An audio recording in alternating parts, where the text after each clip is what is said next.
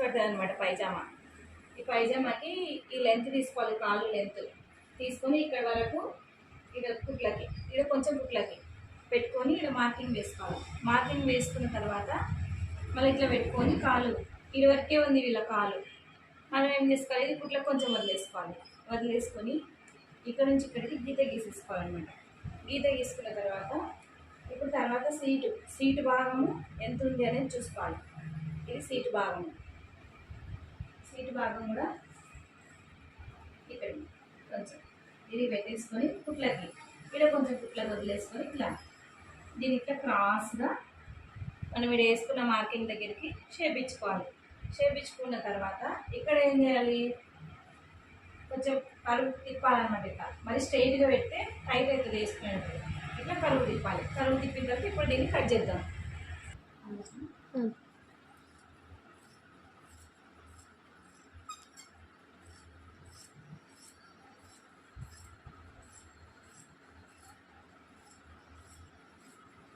ఇట్లా మొత్తం కట్ చేసుకోవాలన్నమాట.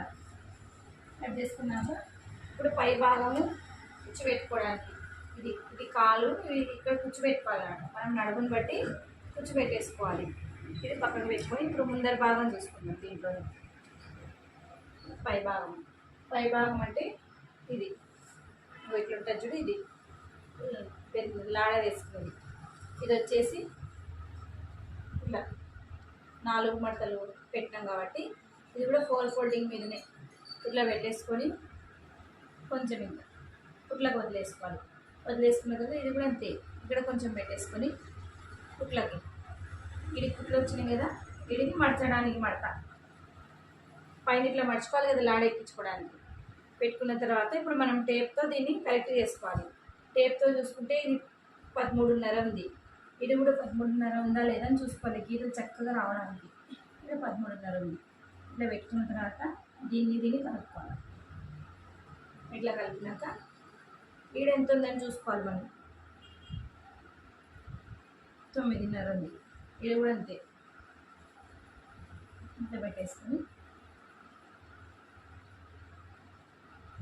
ఇది దీన్ని ఇప్పుడు మనం ఇట్లా కట్ చేసేసుకోవాలి. ఇది నడుము